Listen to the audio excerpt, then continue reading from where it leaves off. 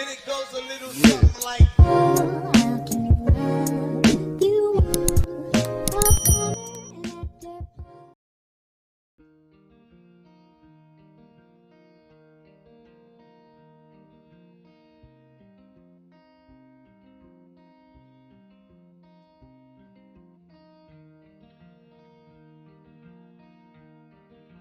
وقبل ما نبدأ ما تنسوش تصلوا بينا على النبي وتذكروا الله. هسيب لكم رابط قوي والانستا في صندوق الوصف. ما تنسوش تدعمونا بميزة تشكرات تحت الفيديو. يلا نبدأ فيديو النهاردة مع بعض. الجزء الثالث والاخير بيبدأ لما بيجي هو شانغ ويقول لها انت بتحرقي ايه، وتخاف وتقول له ولا حاجة، فياخدها ويقول لها انت بتحرقي مذكرات سيو ليه، فتقول له انا، وتقول له هو شانغ انت بتثق فيا صح، انا بعمل كل ده عشانك. فيقول لها من الواضح ان في حاجة تثبت براءة اختك هنا، ليه عملتي كده، ليه حرقتيه؟ وتقول له صدقني، ويقول لها اطلعي بره ويطردها، ويدخل يقرأ المذكرات هو ويبكي ويسيب المذكرات ويخرج. وفي الوقت ده تكون يو بتتعشى مع هيون ويروح لهم هوشانغ، واول ما بتشوفه يو تروح له وتقول له لماذا لا تكبر شويه، فيشدها في حضنه ويقول لها انا مش هلومك على اي حاجه بعد الان. فتبعده ويقول لها ايه رايك نبدا من جديد، انا قطعت علاقتي مع نان خلاص. فتقول له هوشانغ اتصرف بنضج شويه. فيقول لها انت وقعتي في حب هيون صح، انت متاكده خلاص ان ما ينفعش نبدا من جديد، بس انا هستناكي في المواجهه ده دايما. ويمشي وترجع ان هي تاكل مع هيون اللي بيكون متضايق من اللي حصل، وكل ما تقرب من الاكل ياخده من قدامها وتتضايق يو ويقول لها انا مش عاوزك تشفكي عليا تاني، ويقوم ويمشي. وبالليل تقعد لوحدها ويجي هيون يقعد جنبها ويقول لها انا عشت هنا فتره طويله بس عمري ما شفت القمر بالشكل ده. فتقول له هو انا لو كنت قابلتك من فتره اطول كان زمان علاقتنا دلوقتي مختلفه. ويبص لبعض الاتنين ويقرب منها ويقبلها، وبعدين تبعد يو ويقول لها انا همشي شويه وشويه، وتحضر شنطتها وتكون ماشيه، ويوقفها هيون ويقول لها انت بتعملي ايه، وتقول له انا خلاص همشي من هنا.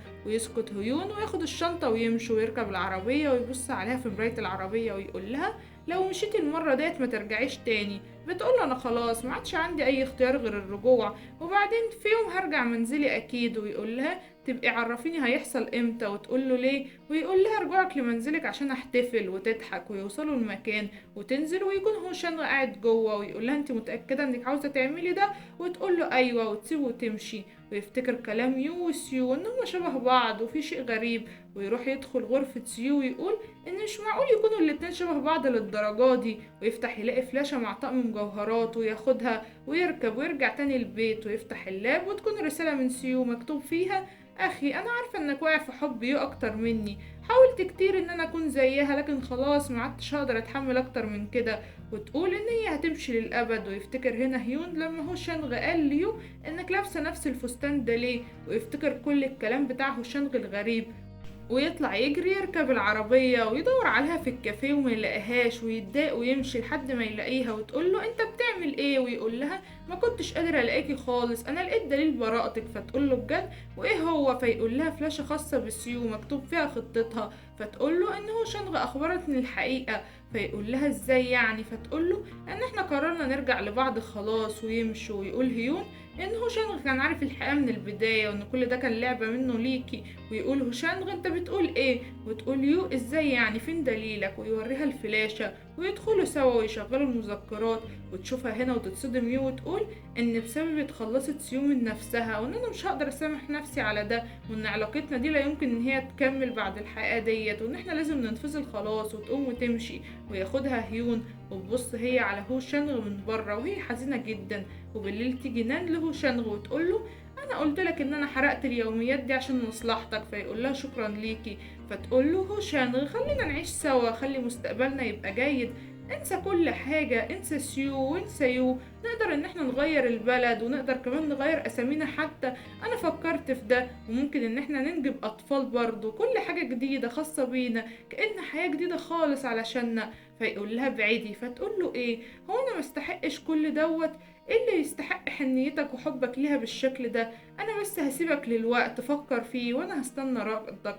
وفي الوقت ده يرجع هيون ويو البيت ويقعدها ويلبسها ملابس بيت ويقول لها يلا، ويشدها وتقول له هتفضل تسحبني لفين، ويقول لها ما حبيتش اعرفك بس انا قلتلك قبل كده لما ترجعي تاني هنحتفل لكن في مفاجأة كبيرة. وتقول له بجد، ويوطي ويعرض عليها الزواج ويقول لها تتجوزيني.